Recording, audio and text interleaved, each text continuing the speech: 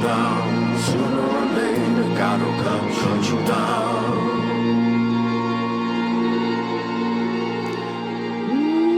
Welcome back to the Werewolf Movie Channel, where we take a fun and relaxed look at werewolf cinema throughout history.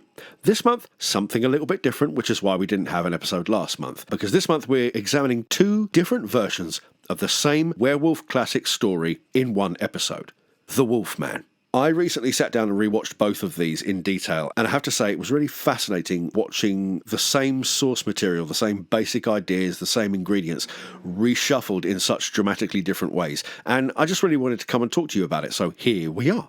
As always, we will be in spoiler territory all the way through, so if you haven't seen them, really do go and see them, because they're ever so good. I mean, they are, in fact, legitimate movie classics, certainly the 1941 one. The remake, more a matter of opinion, because it is, by definition, a remake, and therefore not treading any original ground, but still done with a lot of style. The central basic story is an actor, Lawrence Talbot. He's estranged from his family. His mother's dead. He's been away from home for a couple of decades. He finds out his brother's died. He comes back to the family home to investigate. He meets the character of Gwen Cunliffe and reunites with his father.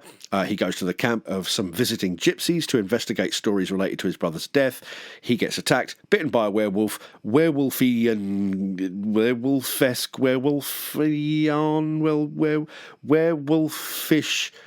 Chaos ensues, basically, right? And after a while, he dies. But there, really, the similarities end. Although both films contain many of the same basic building blocks, they're very different in flavour and style, and not just because they're made in very different eras, made almost a century apart. There are some very key narrative reshuffles that happen with the same basic set of characters and circumstances. So it's fascinating to have a look at both of them. The 1941 movie was directed by George Wagner, who wrote, produced and directed a huge number of monster movies in the late 30s and early 40s, before going on to a successful career directing TV series. He did loads and loads and loads of stuff, like The Man from U.N.C.L.E. and Batman, the grooviest Batman show ever made. The 2021 movie was directed by Joe Johnston, who's had a fascinatingly diverse filmography. It's hard to imagine this dark, gothic little number was brought to us by the same guy who did Honey, I Shrunk the Kids, Jumanji and Hidalgo. I mean, immediately after finishing The Wolfman, Johnston went on to lay one of the foundation stones of the MCU by directing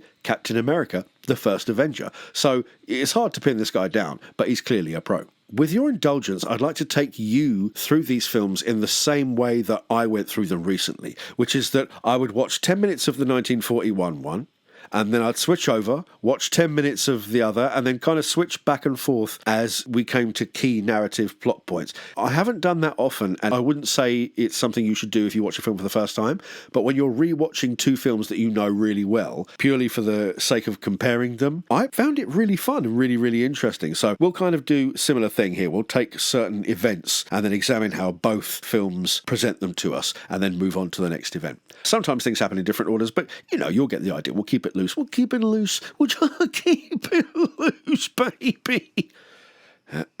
So, opening credits. In 1941, the scoring of emotion was about as subtle as a brick to the face. So everything's like bam, bam, bam, bam, bam, bam, bam, bam. Oh my God. Da, da, da. Wolfman. Jesus Christ. Fuck. Da, da, da, da, da, da, da, da, da, da. Oh my God, The Wolfman. And it's just the endless rolling credits. They want you to know everyone that's in the film, everyone that made it, everyone who's the star, all that kind of stuff. It looks very quaint now, but it's funny to think that we were still doing that as recently. I mean, go and watch Sam Raimi's Spider-Man 1. You get the entire cast and crew and everyone who's presented to you before you're allowed to watch any of it.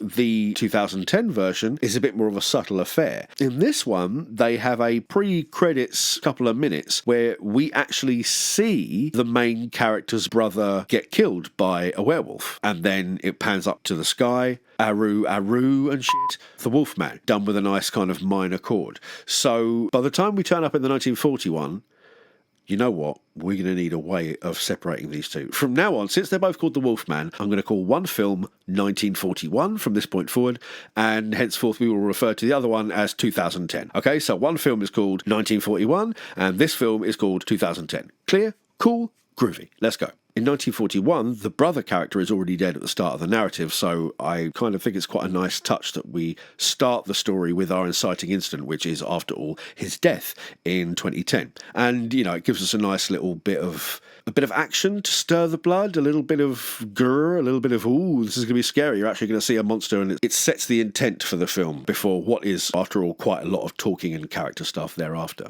In both cases, we are introduced pretty quickly to our leading man. 1941 stars the excellent Creighton Chaney, who changed his name, a screen name at least, to Lon Chaney Jr. on the assistance of a producer in order to take advantage of the fact that his deceased father, Lon Chaney, was one of the most famous silent film stars in history at that time. Chaney was never particularly happy with the change, but his career unarguably took off from that point on. Brand recognition is a hell of a drug. Fresh off of a memorable turn as Lenny in a screen adaptation of Steinbeck's Of Mice and Men, Chaney here cements his place in monster movie royalty with his role as the tortured Larry Talbot. Chaney played the Wolfman a total of 5 times for Universal Studios, as back in the day combining successful screen properties wasn't the legal and logistical clusterfondle it is these days. After the Wolfman, he appeared as the same character in Frankenstein Meets the Wolfman, 1943, House of Frankenstein, 1944, House of Dracula, 1945, and finally, Abbott and Costello Meet the Wolfman in 1948. I kind of love this idea. Imagine they did something like that now. Imagine someone went to Benicio Del Toro and said, right, we want you to come back as the same character with the same special effects budget, but we're going to put you in a movie with the guys from Dumb and Dumber, or have him turn up in, the sequel to What We Do in the Shadows. Can you imagine that? Although, actually, I would totally watch that film. The 2010 version obviously stars Benicio Del Toro, who had just finished playing the central character in the movie Che for Steven Soderbergh and was already a movie star in his own right at this point, following memorable turns in Sin City, Snatch, The Usual Suspects, and more. In 1941, Larry Talbot arrives home and is greeted by his father.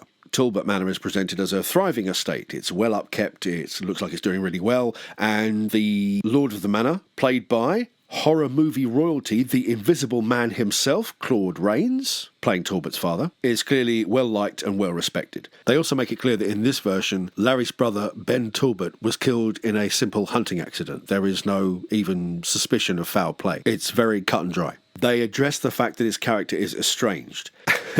And it's dealt with in such a 1941 way that it's almost parody. It's almost hilarious. It's almost like one of those Harry Enfield sketches. Mr. Chumley Warner. Yes. Hello, Mr. Grayson. I say, look at that. It's a woman. If you've ever seen them, you'll know what I mean. But the tone is very much like that. He says, there's a tradition in the Talbot family where the oldest son tends to feel slightly estranged from the father.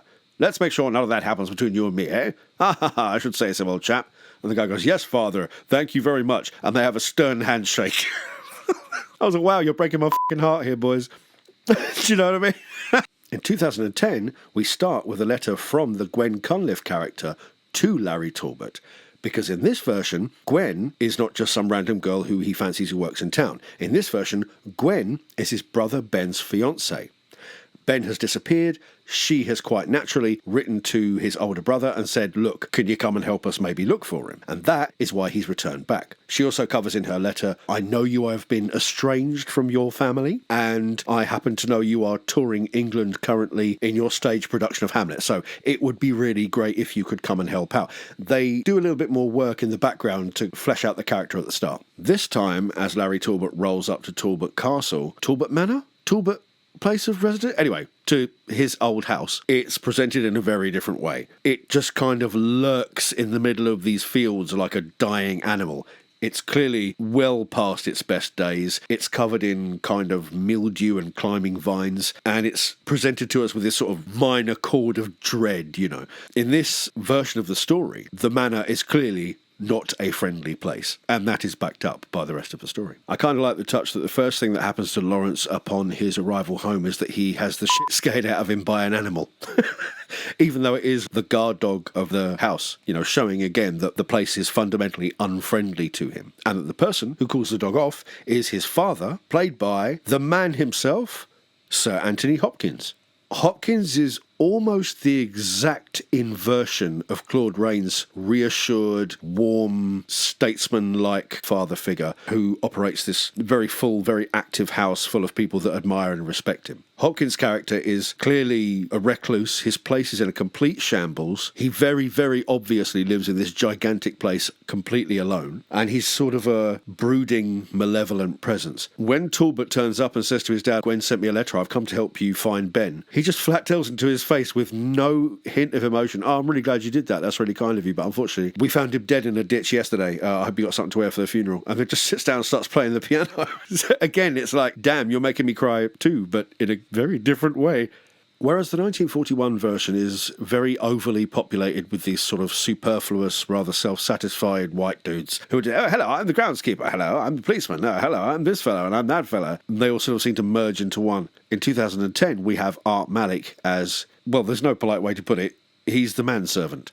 In this film, but he's also kind of a dedicated spiritual protector at some point. It's a bit of a tired old trope, but that's the character they've got, and, you know, Malik plays it with class because he's great in everything. Singh, as we'll see, is a Sikh and plays his own part in the narrative as we move on. In 1941, we get the introduction of the Gwen Cunliffe character, which is done in a very, very different way, which, again, is so of the time that, in retrospect, it does seem kind of parodic, if not more than a bit creepy, if I'm perfectly honest with you. Sign of the times, indeed. Hashtag me too, etc., etc. In this version, we're introduced to the narrative device of the telescope in 1941, which is kind of a central part of the observatory, which is at the top of the manor. Because, again, in this version, the manor is this wonderful utopian place. It's got this roaring fireplace, wood-panelled walls, and it's gorgeous, right? So it's got this sort of heavenly observatory up the top, where they've had the lens delivered for their brand new telescope. And Larry Talbot fixes the telescope, and then while he's checking it out, he kind of innocently pans down through the nearby town and commences to spy on a woman in her bedroom getting changed. He's just like, ah. And there's this romantic music playing. It's like, da da da, this is a romantic scene. He's like, ah, look at you alone in your bedroom. No idea that I'm looking at you from afar. And again, this whole relationship, like, you will see how things, oh, how times have changed, boys and girls. Good Lord alive.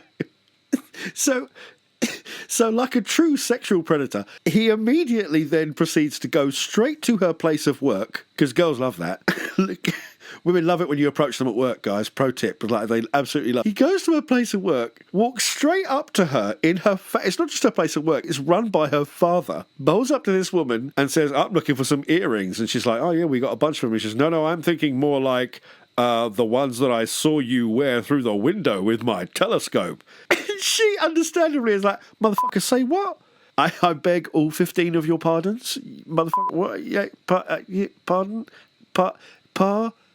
Don me? Like, what the fuck?" And he's like, "Come on now, I'm just being vaguely rapey."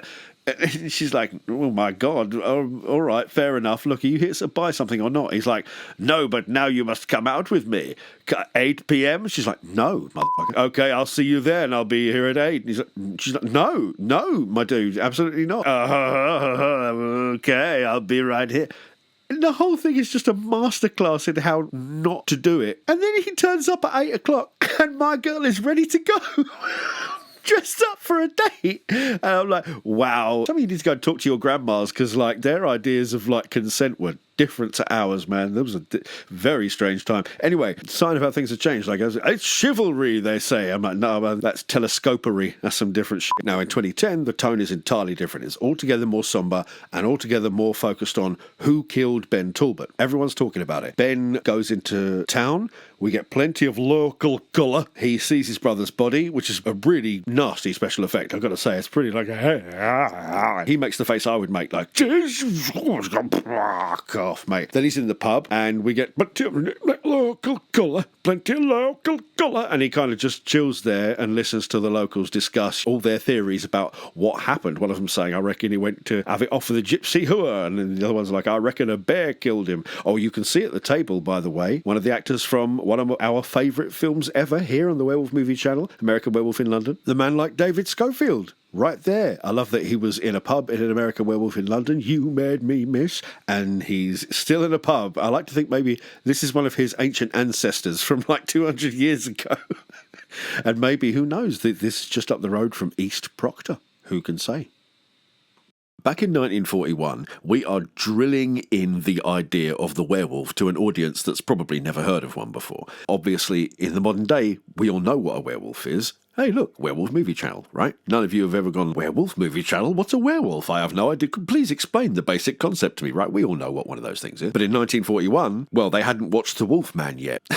So they really run you through the concept a whole bunch of times. I mean, seriously, like, it happens 3 times in a row in this movie. Larry Talbot picks up the wolf's head silver staff at Gwen Cunliffe's shop, and she's like, that little inscription on there, that's the 5-pointed star. That's the symbol of the Wolfman. You know about the Wolfman? Let me tell you about the Wolfman, my friend. Let me spontaneously reveal lots of things about the Wolfman, just apropos of nothing right now. Did you know that even a man who's pure of heart and says his prayers by night may become a wolf when the wolf's pain blooms, the autumn moon burns bright? Then he goes home, talks to his dad, says, they mentioned something about the werewolf. Quick as a flash, his dad's like, yes, the myth of the werewolf. I remember, yes, even a man who's pure of heart and says his prayers by night. Then, Larry turns up for his consent-free date with Gwen Cunliffe. She's brought along a friend who quite naturally, looks at his new shoes and says, that's a nice pair of shoes. Did you know that even a man who's pure of heart and says his prayers by night? I mean, they really ram this thing in a whole lot in this film.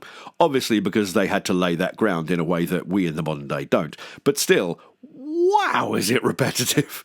Back in 2010, we have the first proper introduction on screen of Emily Blunt as Gwen Cunliffe, Ben's grieving fiancée. They have a very nice little scene together, her and Benicio Del Toro, where he returns Ben's things to her, his sort of last effects to her, and says, if there's anything I can do, please let me know. And she says, more than anything, I would like to know what happened to him, which kind of hands him his mission for the rest of the film. Find out what happened to Ben. Lawrence then goes to talk to his father, while enjoying a fine whiskey at the fireside. Yes. I'm sorry, I don't know why I did that. And he mentions that he found a strange medallion among Ben's belongings. His father explains that Ben was the local liaison when the gypsies would visit town. Ben would go and talk to the gypsies and make sure that they would keep their quote-unquote criminal activities to a minimum. And then the local constabulary would sort of look the other way. And then the gypsies would, to quote the man himself, move on when they had sold the local boys all the wine and dark-haired ladies they could handle. Sounds like a great night. They then very nicely and subtly reintroduced the telescope from the original 1941 classic, but this time it's a way of looking at the moon rather than perving on local girls in the nearby town, which is an update that I think was probably quite well advised, to be honest.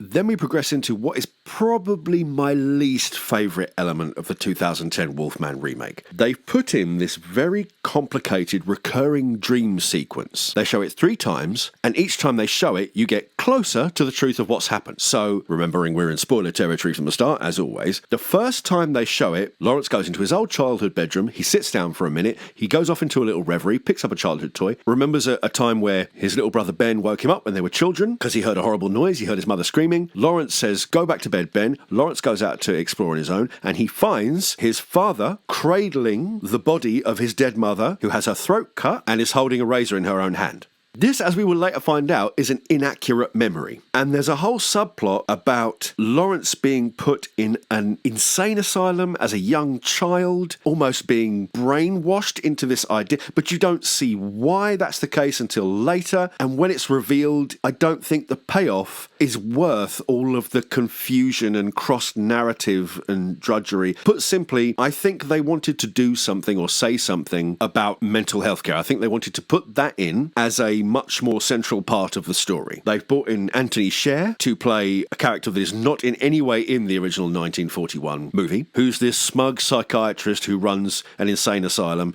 And the whole thing's done with an almost cartoonish level of unsubtlety. Like, the Anthony Sher character is the first time I'm reminded that I'm watching a film by the guy who did Jumanji, because he's about as subtle as the crazy hunter character in Jumanji, right? I find this whole subplot kind of a bit unwieldy. The fact that they do it in 3 stages, like first he remembers that his mother had her throat cut, second he remembers it again, but this time his dad has cut the throat, and then the third time he remembers it, it's as it really was. I think that 3-part execution, that 3-part reveal, just makes it kind of clumsy. I think it comes across as a bit of padding, maybe a bit of time wasting. I think there's probably a way to do that in a more succinct way, personally. It's effectively done, it's well shot, all the actors are great, and it effectively portrays, mental health care as it was in the 1800s, which was a fucking nightmare, frankly. But still, it does muddy the waters a little bit, and it's probably my least favourite addition to the original story. There's a short scene of Ben's funeral, and you can really see how hard they were trying to push the look of the film as almost a black and white movie. Although it's shot in colour, it's very bleached, a lot of the costume is either in black or white, and it's clear that the original 1941 visual aesthetic was at the forefront of their minds when they were making this. I think that can unintentionally bleach some of the colour and therefore some of the passion and some of the emotion out of the cinematography. It can end up feeling quite cold and quite static in that way that black and white footage can when it's not shot in super high contrast. But as a design choice, it's the one they made, and it is beautifully executed. After the funeral, Gwen and Lawrence meet down by the river and they have a little chat together, and we start to get a little bit more of Lawrence's backstory. She says, Ben told me you used to come here as children. He says it was our refuge. She says, from what? And he says, you mean from whom? And we learned that ostensibly, quote, because Lawrence reminded his father of his mother, end quotes, he was shipped off to an asylum for a year and then sent to live with his aunt in America. Gwen then leaves to return to her home in London, and Lawrence's father says to him, you should probably stay in tonight, lad, because after all, it's the full moon. And in case your raving lunatic theory turns out to be correct, I don't want to lose you too.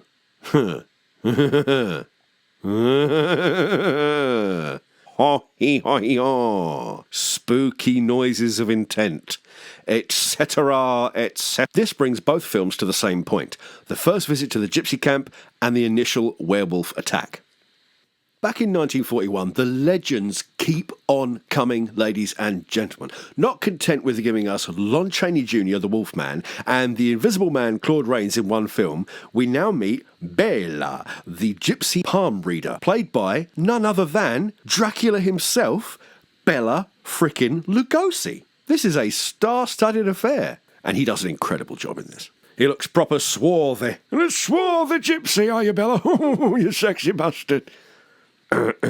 Anyway, he takes their friend that Gwen has supposedly brought along as her sort of third-wheel gooseberry chaperone type person to have her palm read. And Lawrence is like, want to come for a walk? And she's like, yeah, all right, then you can read my fortune. And they go for a bit of a saucy stroll through the misty woods. At this point, Gwen reveals, I really shouldn't be here. I'm going to be married soon. And Lawrence, the horny dog, is like, well, but you're not married now, are you? And you are here. Ho-hee, ho-hee, ho, ho-hee, ho-hee. He gives it a bit of the old David from American Werewolf in London. You remember it? Cut to the footage. Yeah, a bit of that. Meanwhile, back in the gypsy caravan, we see another part of the old school werewolf lore. Now, I don't know if this is a real thing or if this is a visual gimmick that they adopted. I don't know how many of the original lycanthrope legends contain any element of this, but in this movie, when the Wolfman meets one of his future victims in human form, if he looks at their palm, he sees the 5-pointed star, the pentacle star, on their palm. Bela sees this. This is obviously not just a mind-reading gypsy superpower that Bela has, because I think Lawrence sees something similar later on in the same movie. But either way, very clearly seeing the 5-pointed star on someone's palm is not good news. De newsos negativo.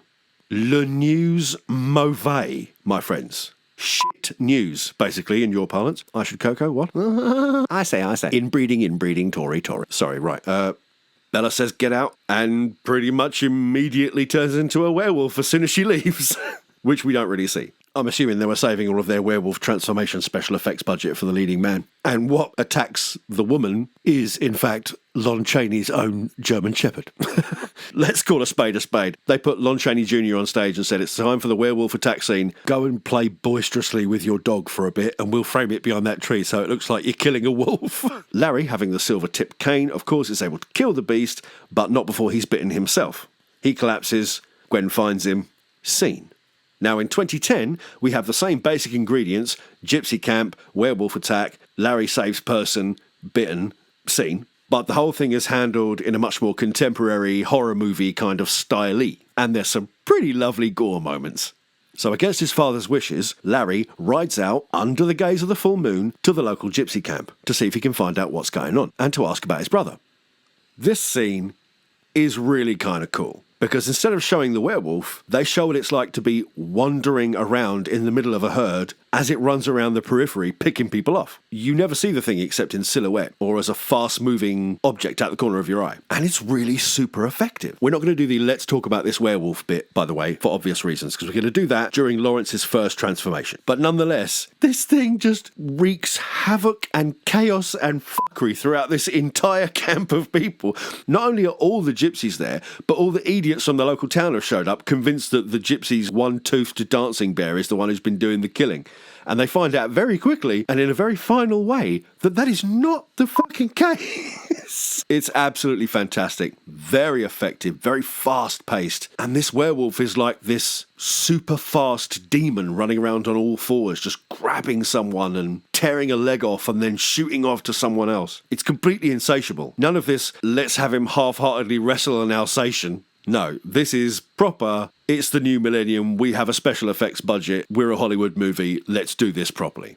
And it's really super, super effective. I'm almost, in some ways, much as I love seeing a werewolf on screen, and much as I think they do a beautiful job in the 2010 remake, I'm almost more fond of this approach than I am of the scenes later on, when Lawrence is running around and he's in centre screen. There's something about not seeing the monster that is always fundamentally scarier than having it right there in front of you and being able to pick apart the imperfections of the costume or the CGI or the makeup or whatever. And that's why I love this scene more. It's the American Werewolf effect. The less you see the creature, the scarier it is. Now in this scene, because we don't have a third wheel gooseberry situation, because we're not on a date, Lawrence has turned up by himself, Lawrence still needs to prove that he's the hero of our story by rescuing someone from the werewolf, and of course he needs to get bitten in the process. So in this case, instead of having a lady with them that gets in danger, a young gypsy boy runs off from the safety of the camp towards a nearby set of standing stones. Why you would do this ordinarily, I don't know, because it would make no sense. But it's safe to say that the safety, quote unquote, of his camp has been pretty fully compromised at this point. So you're going to get the poor little bastard running off in a panic. Lawrence runs off, tries to help the kid, and in the process gets mauled. Scene. Back in 1941, Lawrence's freshly savaged form is very quickly attended by the gypsy woman, Maleva, who very conveniently rocks up in a horse and cart, probably looking for her son, Bela. She gets him safely home, where his father is talking to the head of the local constabulary, or as we call them round my way, the filth. He tells them that a gypsy woman dropped him off after a wolf murdered someone, and upon hearing about a wolf, a gypsy woman, and a murder, he drops possibly my favourite line in this entire film, just because of the way he does it. It's so 1941. I'm even going to risk the copyright bots by including the audio. You ready? Here we go. You've just heard about a wolf, a gypsy woman, and a murder. What do you say? Wolf, gypsy woman, murder, what is this? Exactly. That's exactly what you would say, of course. Fantastic. Larry wakes up the next morning, his wound completely healed, swearing that he killed a wolf when the naked body of Bela the gypsy was found, beaten to death with a blunt instrument. Thankfully, they have a white guys with pipes meeting, and they all sort it out very quickly. They basically, on screen, agree that, look, this guy's rich, so we're not going to investigate this until he's feeling happy. Everyone, all right, cool, I know someone's been murdered, but fuck that shit. White guys with pipes, assemble! Yeah, smoking tobacco, I love this. Ah, well, that's the course of justice successfully perverted. See you next week for Bridge, Jams. Back in 21, immediately after the werewolf attack, we actually see Maleva stitch him up. The gypsy's taken back to Maleva, played beautifully by Geraldine Chaplin. Yes, this is Charlie Chaplin's daughter. True story. And they have a little bit of conversation and say, well, he's infected. Many people will suffer if we let him live. She even drops in a lovely line from the 1941 original.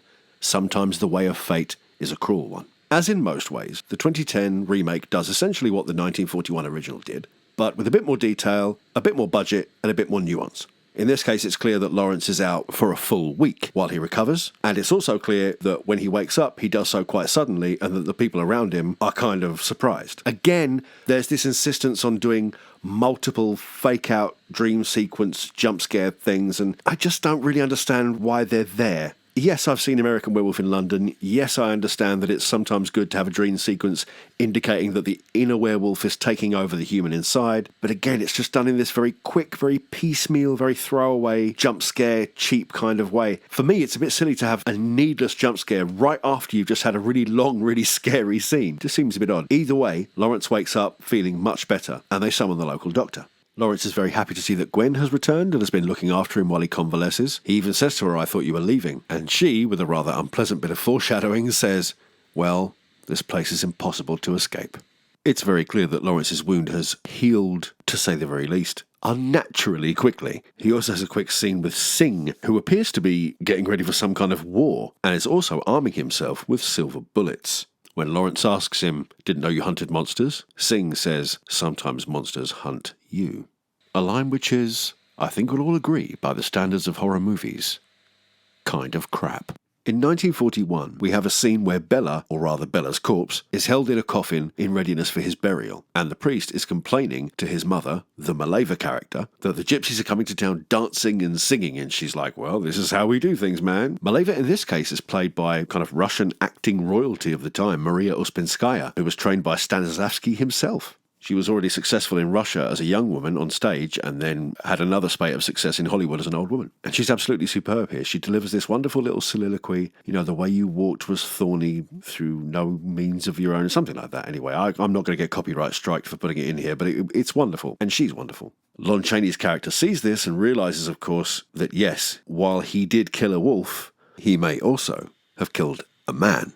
The next scene is the most 1941 thing you have ever seen. A bunch of angry local women from the town come into Gwen's shop and go up to her father and say, "Do you know that she was out walking around in public at an event with a man who she's not even engaged to? The fucking whore." And the dad's like, "Wait, excuse me, there's nothing inappropriate going on." And they're like, "Whoa, we always knew something's going on." And then Larry Talbot walks in, he's like, "What the hell are you lot talking about? Come talk some shit to me if you want to talk some shit." And then they're like, "Oh, drama, you and your fine daughter." And they all walk off clutching their handbags. This is like a grown woman, right? This woman's like clearly in her mid-20s. He goes and says, "May I talk to your daughter, please?" Everyone's talking about her like she's a fucking child. He goes through, talks to her. Her fiancé comes in. They have an awkward moment of introduction after the dog freaks out, obviously, because dogs and cats in werewolf movies often already know when there's a werewolf on hand, even if they're in human form. It's like a recurring trope. And after they have their intro, Talbot's like, "I'd better go." And her man says to her, "Well, you better be careful hanging around with him. He is still, the Lord of Talbot Manor." And she's like, "Oh, and I'm just the daughter of the man who runs the antique shop. Is that it?" And he's like, "Well, yeah." Oh, Jesus Lord. Yeah. And then he says also, there's something really doomed about that guy, man. And, in a funny way, I kind of see what he means. There's something very uniquely hangdog about Lon Chaney Jr.'s performance in this. He does come across as a man who's got the weight of the world on his shoulders, a man who's just struggling. Considering how of the time all of the performances are, I still feel that really comes across. I still think, even with all the genre trappings and all the tropes of the day, it's still a really strong central performance from a really good leading man. In 2010, we have another one of the choices which I think you can really have a back and forth and a debate about whether it was wise, whether it was relevant, whether it was necessary, and whether it really adds anything. In this adaptation, instead of having things handled entirely by the local constabulary, they send up a central detective character from London, played by Hugo Weaving. Now, Hugo Weaving is always great, but how's this for a bizarre choice? The name they use for the policeman in question is Inspector Aberline. Now, this is a real person, and this character's also been played by Johnny Depp in the movie From Hell, because he investigated the Jack the Ripper case. why do this weird Jack the Ripper fanfic crossover insert instead of just having an interesting character of your own? I really find it kind of baffling, and I'm really not sure what the motivation was or what it's supposed to add or bring. Lawrence Talbot mentions it once when he's questioned, and that's it. It never comes up again. There's no interesting backstory about how the policeman is still having trauma from that hangs over into this. Even though he's treated as an entirely central character, he does nothing except be a stoic policeman and drive the narrative forward. No interesting flaws, no particular standout character traits. It's just Hugo Weaving earning a paycheck. And look, I'm fine with Hugo Weaving earning a paycheck. I hope he's got all the women he could possibly live in and all of the condominiums his tongue could handle. But why insert a character from the Jack the Ripper mythos and then make no use of it and only one reference to it? Why not just create a new character? It seems odd. Although they do use him for a sequel bait at the end, which I'm glad they never did. And of course, he does an admirable job, as he always does, but it's just a bit of an odd choice. It's another one of those things that's just crowding stuff up and cluttering things up, and I'm wondering if it's a symptom of multiple writers and too many cooks spoil the broth, or whether it's a matter of a whole bunch of rewrites, maybe, where the Jack the Ripper thing was supposed to be more of a present plot point. I don't know. Again, it just leaves me with a lot of questions. There is quite a nice touch, though, in the fact that when Larry Talbot walks in to be interviewed by the police inspector, the same dog that had him crapping himself when he first encountered it is now walking obediently in step behind him. I just think that's rather a nice little indicator of the transformation of his character behind those nice, calm, civilised eyes. Lawrence has a nice moment with Gwen down by the river where he teaches her how to skim a stone. You have to flick it. You have to flick it. Before his suddenly sharpened senses detect the sound of horses' hooves and whinnying, and he correctly spots that some of the local townsfolk, having heard that his wound has been healing in an unnatural way, have come to take him away. Thankfully, his dad's having none of it, comes out with a shotgun, tells them that Singh is on the roof and will shoot them, and it turns out to be a bluff, but they go for it. Go on, Sir Anthony of Hop. Before we continue, I just want to say a warm welcome to all my new subscribers, and a huge thank you to everyone leaving your likes and your comments. I really enjoy reading them and chatting with you all. Clearly, I am far from the only werewolf movie fan out there, and it's great to be connected with others. Just a quick reminder to please subscribe if you enjoy my content, and obviously leaving a like, comment, or sharing this video with your friends helps enormously. Our first episode on American Werewolf is just about to pass 6,000 views, which might be small potatoes for larger channels, but for a tiny one like mine, every little milestone is seen and celebrated. For some reason, the algorithm doesn't seem to like my Dog Soldiers episode nearly as much. I wonder why. That would teach me, wouldn't it? If you want to follow us on Twitter, you can. The link is in the info. Speaking of Twitter, I just want to give a quick shout out to the man like Mo Hussein, who very kindly shared our American Werewolf video and even tagged a few mates.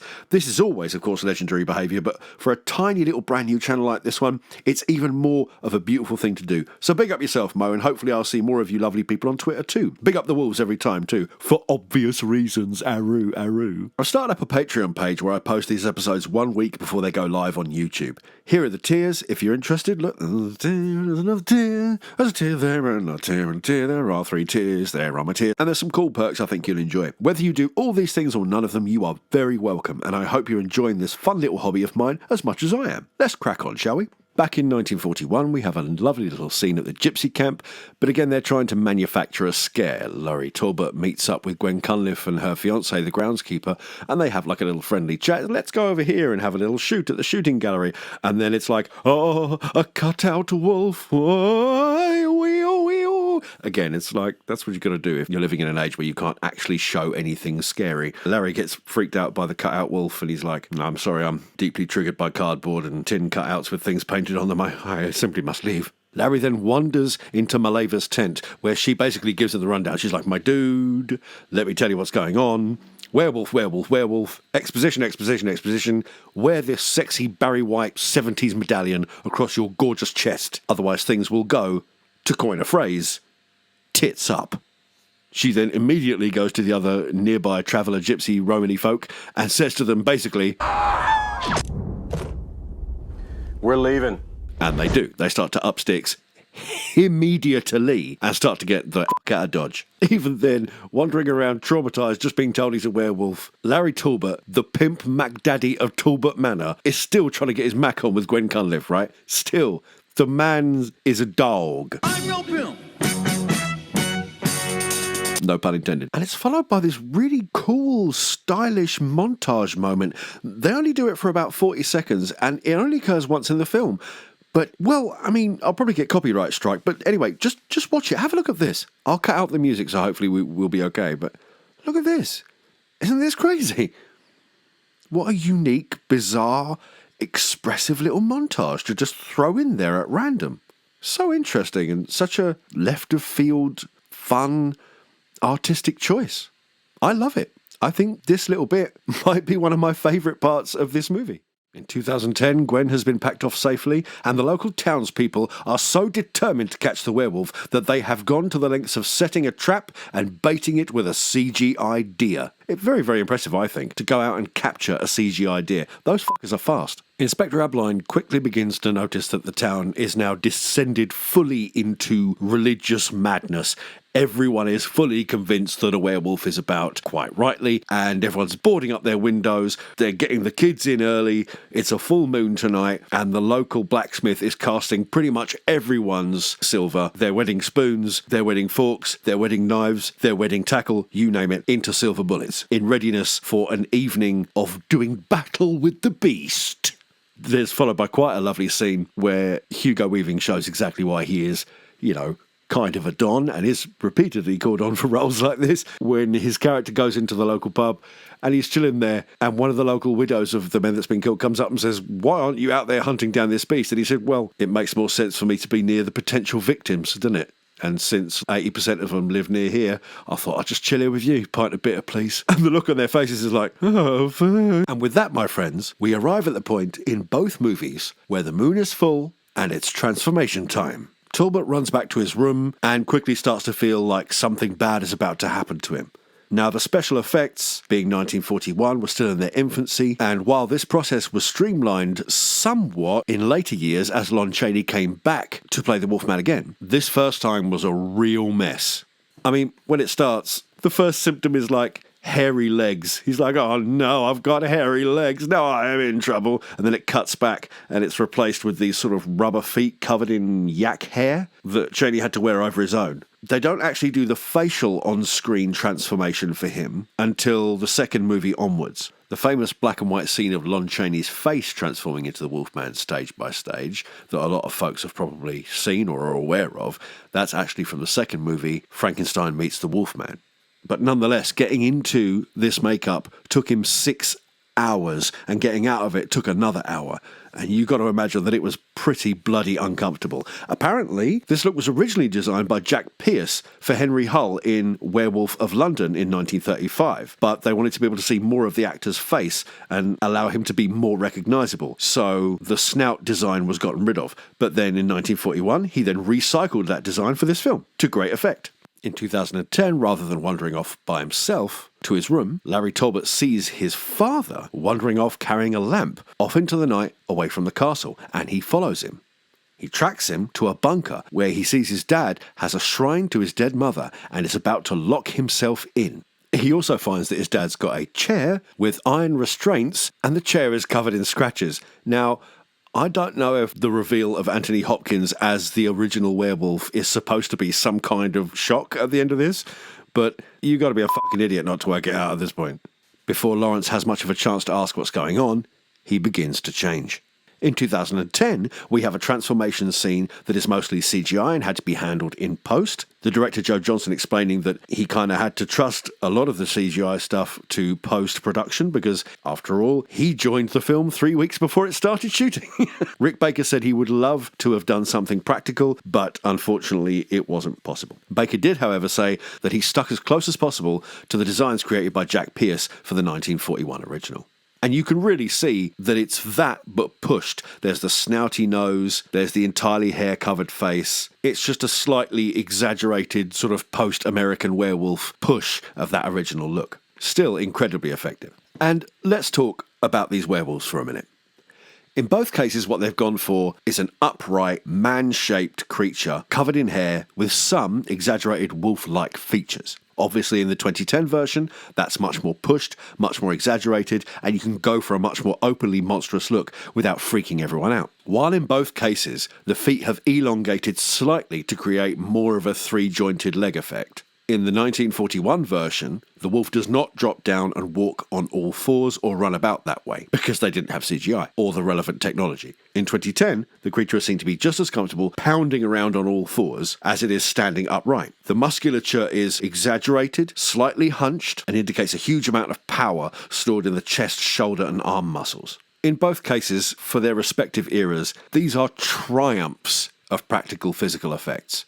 Everything you're seeing on camera is done on camera. If it's not a transformation scene, you're looking at an actor wearing stuff. There's a real performance there. It's not just an empty mask. There's an actor inhabiting this creature with body language, with presence, with a sense of movement. And it's worth mentioning that both Lon Chaney Jr. and Benicio Del Toro really do superb jobs of portraying men turned into beasts. The only real difference is that in 1941, the makeup took 6 hours to put on, and by 2010, it only took 3. The biggest problem I generally have with completely artificial puppet heads, like the ones in Dog Soldiers, for example, is that the eyes are completely dead. Living eyes react and move and change hundreds of thousands of times per second in ways that we are trained to respond to. And the moment you see a dead, unmoving eye, you immediately disconnect from any sense of humanity in the thing. The fact that while there's all this incredible makeup going on, there are human eyes underneath makes an enormous amount of difference in how much you're able to identify with this monster as a living, thinking thing.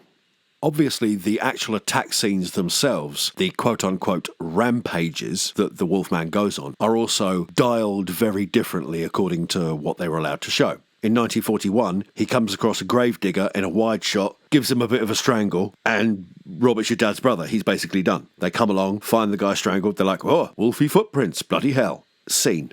In 2010, it's a full-on bloodbath. The local villagers have set a trap for Lawrence, which he does, in his wolfy man-wolfness, indeed go for, with the aforementioned extremely difficult to obtain CGI deer. But it does not go the way they hope at all. They've dug a hole for him, he falls in it, immediately one of the local idiots falls in as well with him, and Lawrence basically opens him up like a tin of beans, and then just jumps right out again and starts eating the rest of them. If you like to see a good werewolf rampage, you will find this a very satisfying scene. I certainly do. I think it's really well shot. It strikes a nice balance for me of having plenty of ooh moments without tipping over into R-rated excessive gore, which you could easily do. You could turn this into a splatterfest and then you wouldn't be looking at anything but the blood. That's the thing about putting loads of blood in something. You tend to only look at that. So I think although there's definitely a couple of good gore moments, I think they still struck a good balance with the amount of claret that they actually show on screen. Personally. There's a great little moment in the fight, which I really love, where the deer that they've captured as bait gets loose and runs off, and the Wolfman sees it, watches it run off, and you can see it think, shall I go for that? And then he turns around and goes, no, f*** it, where's one of those idiots that punched me in the face earlier? And he goes bounding off to hunt down the guys instead. That says a few interesting things. It says that while the animal is very much present, he still remembers people that have wronged him and that have done shit to him. Because these people from the village have done nothing but be dicks to him from the start. So he's just venting his rage on them. And it's good fun to see that he still has some sort of sentient personality in control. It's not just like an unthinking animal, which is sometimes how they're portrayed. Aberline finally shows up, having followed the sounds of gunshots from town, but he's far too late, and he just ends up treading on the guts of the people that he was talking to earlier. If you watch my version with the subtitles on, it literally says squish as he's walking through that scene. Just as our different wolfmen had very different rampages, so they have very different awakenings and experience very different consequences. 1941, Larry Talbot finds himself awake in his own bed, and the only thing he has to do to conceal the fact that he's just been on a murderous rampage and strangled some old geezer to death is wipe away some wolfy footprints that he's left on his own windowsill, and that's it. He's like, oh, the groundskeeper is coming to look for me. Thank God I took care of the wolfy footprints. And this is not, you know what I mean? Larry Talbot, Solid Snake, mission complete. 2010, Larry Talbot wakes up to yet more fuckery from his own dad. Far from being in a state where it's easy to conceal what he's done, this guy looks like he's just spent the night on drugs at a rave underneath a slaughterhouse and then maybe gone to Fight Club afterwards. He wakes up nestled in the bough of a tree and his dad's already called the police on him. They ride up, smack him in the face with their guns, and the police inspector's like, sorry, your son's a nutter, Sir Talbot. And he's like, oh yeah, sucks, doesn't it? Never mind, take him to the nut house. What an epic bastard. So now we arrive at the part in the story of both Larrys where, having undergone a hideous transformation, they have to now headbutt reality and the fact that reality doesn't believe belief in what's just happened to them. 1941, Larry has quite a smooth ride of it. He comes down, his dad's like, "You're up early." He's all nicely dressed, everything's copacetic, everything looks good, and he has a chat with his dad. And his dad gives him a super fucking based explanation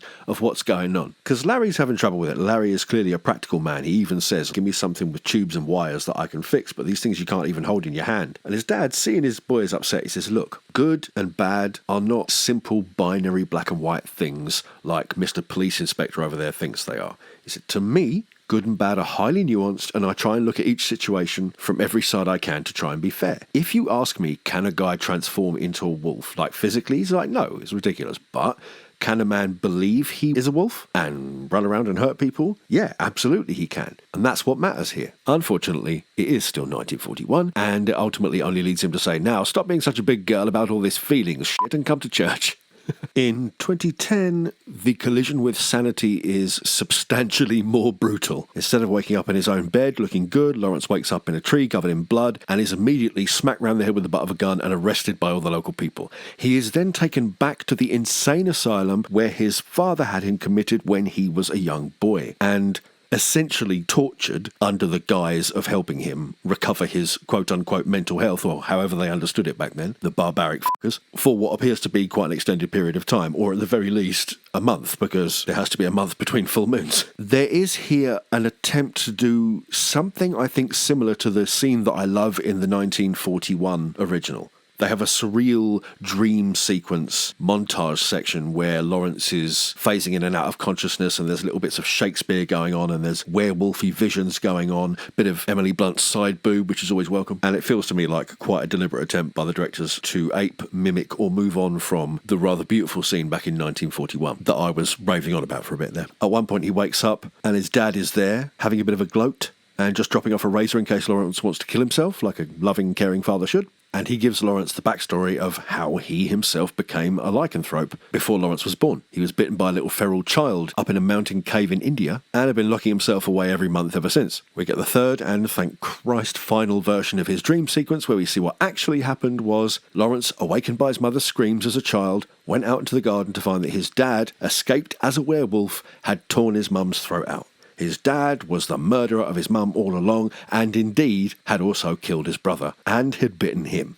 So in Anthony Hopkins' version of this character, you have almost the polar opposite of Claude Rains' sane, rational dad espousing science and values. He's the antagonist of the entire piece. They've gone from this warm, supportive father figure, who in the end ends up bringing justice and sanity back to things by sacrificing his own boy, to this wild, primal nightmare lunatic who is actually like the alpha beast of the entire thing, just trying to control his territory, his pack, if you like. But if you're going to get someone to do that, it's got to be Sir Anthony Hopkins, man. There's a reason the man is who he is. I am not a fan of this mental health stuff. I don't really like it for my own personal reasons. I also think maybe this whole mental health subplot runs on a bit too long. I know they're trying to establish the dad as a villain, and I know they ultimately want to give us an excuse for a second werewolf rampage in this film, the same way they have one in 1941.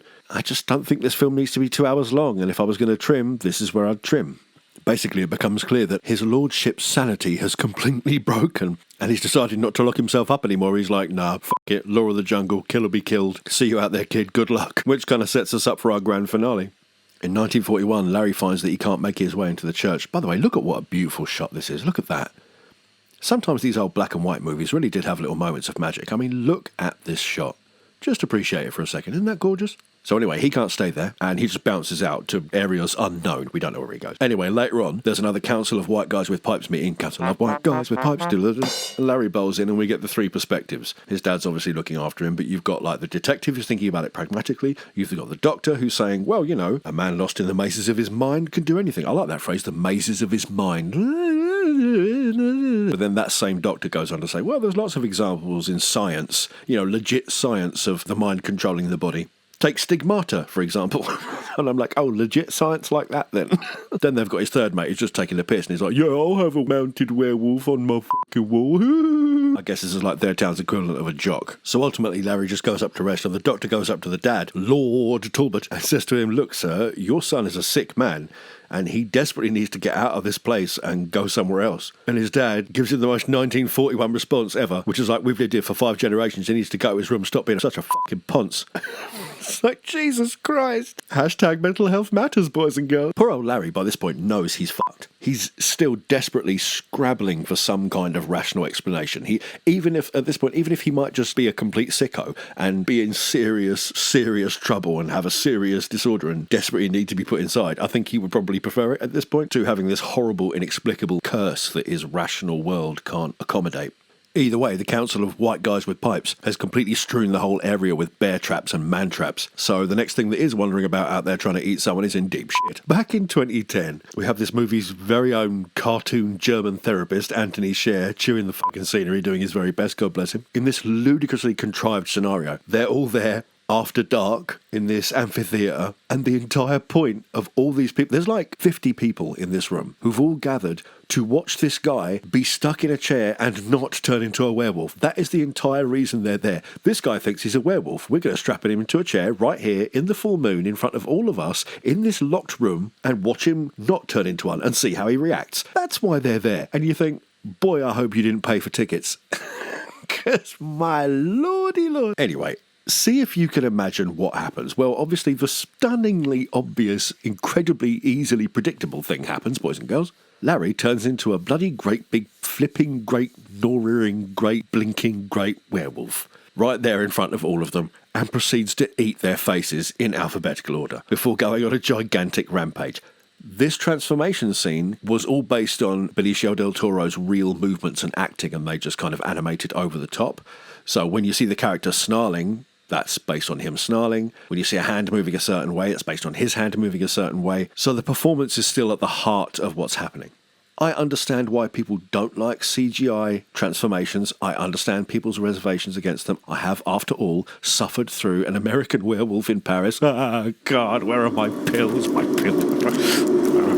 Get my pill. But you know, considering this film's coming on for like 13 years old, it's not bad. You can see the holes in it just the same you can in any CGI. And above all, you have to ask yourself, of course it's not realistic because these things aren't real, but is it effective? And yeah, I think this is personally pretty fucking effective. Aberline leads the chase. There's a lovely bit where they pretty much exactly reproduce the shot where the double-decker bus crashes from American Werewolf in London, except they do it with like a Victorian bus, and then he gets in and messes people up. But yeah, Aberline chases him through the streets of London, tries to shoot him, but Mr. Larry Talbot is just too fast. Back in 1941, Lon Chaney Jr.'s second wolf rampage starts and ends slightly less climactically, with him simply walking on scene already transformed, and then getting his foot caught in a bear trap. Thankfully, before the Council of White Guys with Pipes can find him, Maleva shows up in her horse and cart and promptly rescues him. By reciting the same verse that she recited over her son's grave, and by stroking the werewolf's hair, she seems to somehow be able to bring him a moment of peace and transform him back into his human form. Larry wakes up and frees himself from the bear trap with Maleva's help. Doesn't say thank you, he's like, nah, give it to me, and then strops off into the mist. He is then actually spotted by 2 of the hunting party who are out tracking the beast with their dogs. Thankfully, of course, he has class privilege, so he just busts that on them like a Pokemon card. Class privilege! And they're like, oh, Master Larry, I'm so sorry, I didn't know it was you. What are you doing out here? And he's like, same thing as you, hunting, with half my clothes on and a trail of blood leading from that bear track back there that you set to my foot, and no gun. Out of my way, peasant scum. And they're like, oh, well, it must be true, it's Master Larry, isn't it?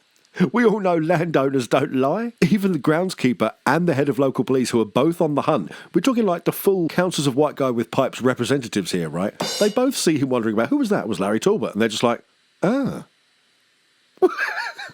Now, once again, the stories of both Lawrences have synced up. Both of them are going to go back to Gwen Cunliffe's shop, as the only friend they have in the area, to seek solace. In 2010, Lawrence finds her, she helps him out, gives him a fresh change of clothes, sorts him out a little bit, and he basically gives her the lowdown. He's like, look, it's true, I'm a werewolf, my dad's a werewolf, he killed all the people, everything's very bad, I've got to go back to Talbot Hall and end this.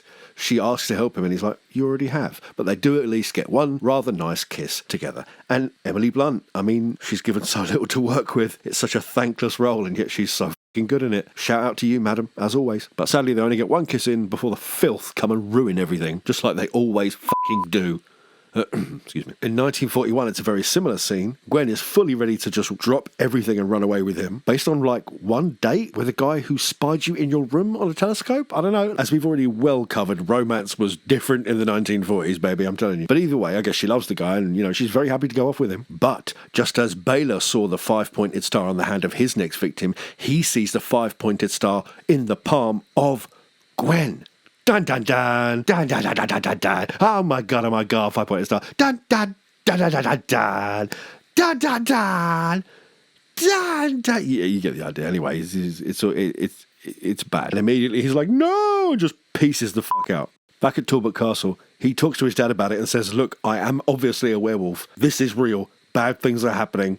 Everything the gypsy lady told me is coming true. Things have gone, father, my dearest, to coin a phrase, tits up. And his dad is still like, will you just stop being so voluntarily insane? Stop all of these entirely unmanly mental health problems. Even when Larry says, my dude, I woke up in a bear trap today and I don't know how I got there. Those guys are out hunting for the person who did this, and it's clearly me. His dad literally says to him, this is Talbot Hall. You're Larry Talbot. Do you really believe those men could just come in here and drag you out? It's like, do you know how wealthy you are? You don't honestly believe the law applies to you, do you? Are you being ridiculous, man? Pull yourself together. He literally says that on screen. It's amazing. I love it. Larry Talbot's like, but I don't think I can help myself. Like, we need a mature, proper solution to this complex mental health issue I'm experiencing. And his dad goes, you know what, son? I've got it. I'm your father, and I'm going to look after you.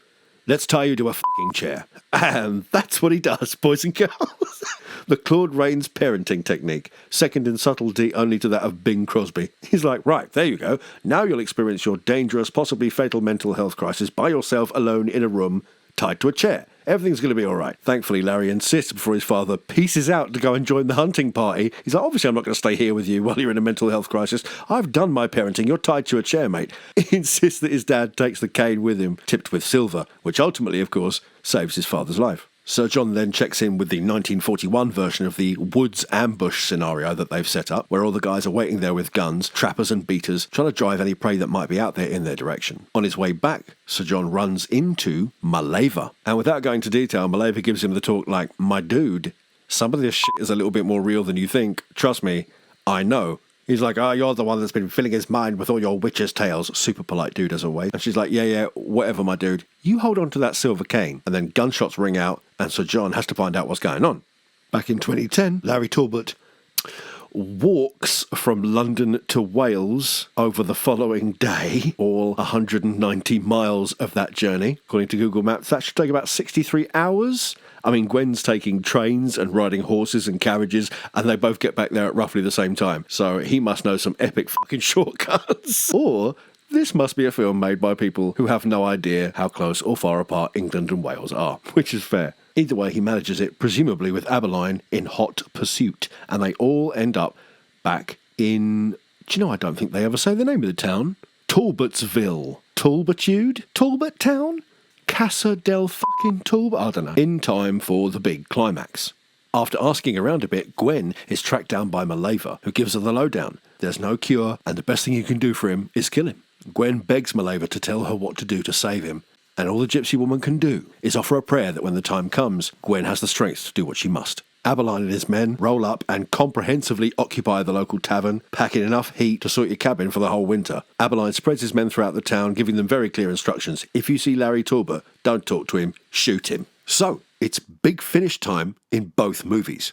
In 1941, it all wraps up in a hurry because there's no budget for anything cool. We arrive at the ambush setup, but apparently they've already shot at Lawrence and everybody's trying to sort out which way he ran off to. Even now, the Council of White Guys with Pipes is being super f***ing dry about the whole thing because they're wondering why he ran off even though they were able to hit him in the thrilling off-screen altercation. Pipey guy number 3 is like, haha, didn't you know it takes a silver bullet to kill a werewolf? But that's clearly just another example of the filmmakers having to constantly hammer in and reinforce the werewolf rules to an audience that's never heard them before. The music is now bumped up to full-on industrial grade bam bam bam with a side order of da da do. At this point, you're being assaulted by flugelhorns from every angle like some kind of low fidelity audio brass gangbang. Gwen runs up to Maleva, who warns her that she can probably do very little practical good in a posse with shotguns versus supernatural man-beast scenario, but Gwen is like, "But you haven't seen me harness the power of hand-wringing yet," and dashes off,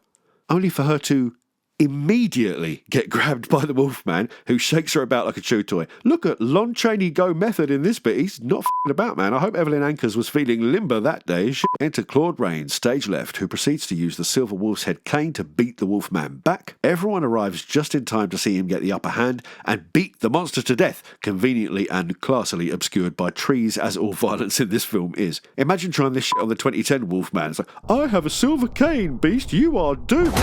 Maleva approaches the shocked Lord Talbot as he stands over the body of the Wolfman, still trying to just compute what has happened. And for the second time, she uses her little verse sites, the way you walked was thorny through no fault of your own, blah, blah, blah, to reverse the transformation and bring back the form of Larry Talbot. In modern werewolf fiction, it's always taken as a given that upon death, the werewolf reverts back to its human form, often immediately or even in the blink of an eye. But I think it's implied here that if Maleva hadn't said her poem? Her spell? Then Larry would have remained in werewolf form. It does seem as if the reverse transformation is something she brings about, not once but twice, which is an interesting addition to the lore, and I also find the little verse quite beautiful. Lord Talbot, however, suddenly gets a look like, "Oh God, it was all true, and I just killed my own son." And Maleva just pieces out with saying a word to him. Like, "Yeah, you did, later." And that's the 1941 Wolfman. Bam, bam, bam, bam, bam, bam, bam, bam. Meanwhile, in 2010, Lawrence has found his way home, only to find poor Singh brutally murdered. He takes the cross, his dad's hunting rifle, and heads on up for the final confrontation. Gwen hears news of disturbances and takes off in the direction of Talbot Manor. Abeline sees her and follows. And we are off. Larry experiences a dog-related jump scare before hearing his dad playing piano in the other room, just as he had immediately after delivering the news of his brother's death. He's even playing the same song. And here's a lovely shot where his blood-soaked hands leave little red fingerprints on the keys as he plays them. That's lovely. That's a slice of fried gold right there. Larry carefully enters the room with his gun raised and sees that even the police guard has been brutally killed by the murderous Lord Talbot. Larry confronts his father, who has clearly moved beyond conventional sanity, and when confronted about the evil of his actions, simply says, "The beast is the beast. Let it run free." He even seems proud to see his son returned and standing up for himself like a man, literally wielding his father's weapon. Yay, toxic masculine! Larry attempts to give his father both barrels, but Lord Talbot has removed the powder from the shells, and he proves swiftly why he doesn't need a gun to take his recalcitrant son to task. It was only upon rewatching these films side by side that I realised this was sort of a reenactment of the Lord Talbot thrashing his son with the wolf's head cane scene from 1941, although it seems so obvious now. Doi! But this ain't 41, baby, and we've got a much bigger climax coming before the credits roll. Symbolically smashing the telescope out of the way as he begins to change, which is a nice way of saying, okay, we've done the original, now we're doing our own thing for the big finish. Anthony Hopkins starts to morph into an absolutely badass grey-haired werewolf design. Lawrence begins to change too, and, it's officially happening. Lord Talbot changes quickly and fluidly, as if the beast was always waiting just beneath the surface, whereas Lawrence is still shocked by the experience and seems to get stuck in the early stages, until Daddy Dearest yeets him over a piano face first. But now Lawrence Talbot is fully transformed once more into the Wolfman, and as their past and family connections literally burn down around them, the werewolf father and son clash in a fury of teeth and claws and blood. I like the way this battle's portrayed. In every way, the younger wolf is outmatched. His father is clearly stronger. He has decades of hunting experience, and he literally throws the kid around the room. But Lawrence does have one skill over his father: acting. He plays semi-dead, looking as if he's reeling and barely conscious, and Lord Talbot leaps over to finish the job. But Larry does a Spider-Man leap up into the wall, faked you out, bitch, and performs a reverse on the old fart, smashing his head into the floor. But the advantage is ultimately short-lived, and his father tears away at him with giant teeth, leaving the young wolf broken and in agony at his feet. As the fearsome alpha wolf closes in for the kill, it looks like Larry is done for. But at the last second, he kicks out with both legs and sends his father right into the fireplace, where he lights up like I will when I finish editing this monster of a video, because I'll need it by then. Lord Talbot reels in agony, and the Wolfman slices first his guts open, then his head clean from his body. Ka-chang! With a triumphant howl, we zoom in on his mother, who seems to smile from beyond the grave, avenged at last. Unfortunately, just like in the 1941 original, at this point Gwen turns up to help. Also presumed to harness the power of soft-voiced, delicate hand-wringing to wipe out the gore-soaked supernatural threat single-handedly. You go, girl. It's interesting to note, however, that even though she does run in and locks eyes with Lawrence in his fully transformed state, the werewolf doesn't actually move to attack. Who's to say that if she had been able to deliver her own version of "the way you walked was thorny through no fault of your own," maybe she could have turned the Wolfman back into Larry here?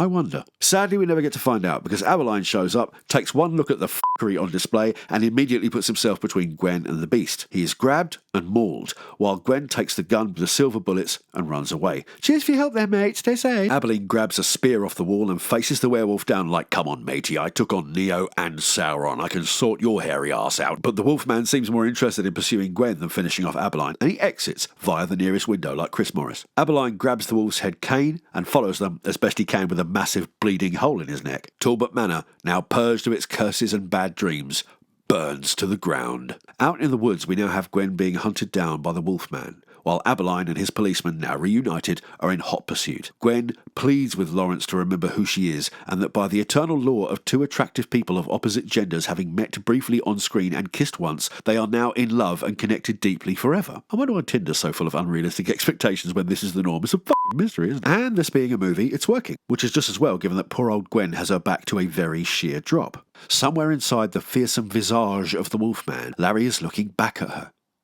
Is he trying to reassert control? Can he help what he's about to do? What is he feeling in this moment? Is the wolf truly a part of him? Or is it some terrible disease of madness he's afflicted with? Was there ever an ending for this character that was not going to be tragic?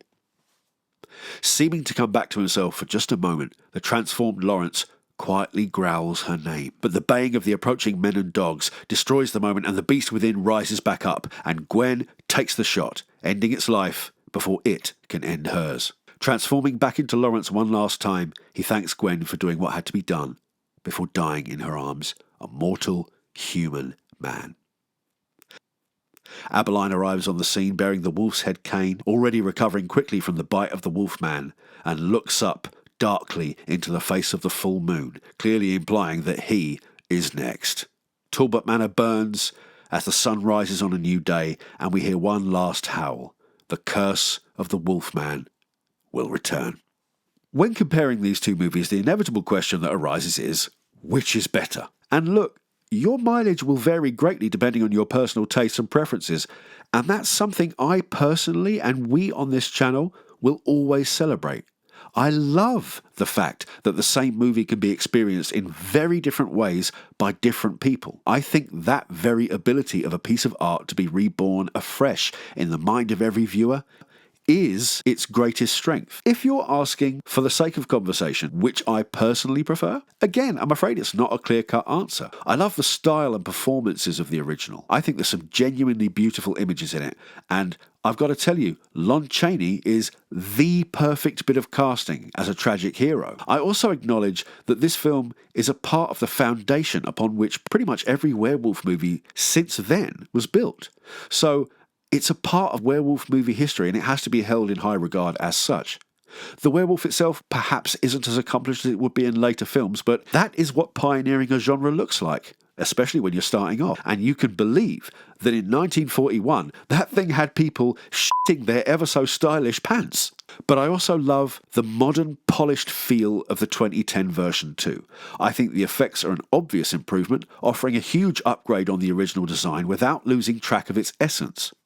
The cast are superb. I adore Del Toro, Hopkins, Blunt, Malik and Weaving, and the action scenes make this werewolf a very real, imposing physical threat. I think it's a superb adaptation that, while perhaps being overstuffed with one too many unnecessary elements, still takes everything the original does well and expands on it.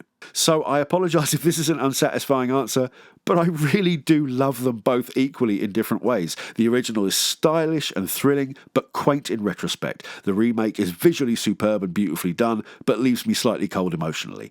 As always, I welcome your thoughts and opinions in the comments, so please do let us know if one or the other takes pride of place in your personal werewolf movie selection.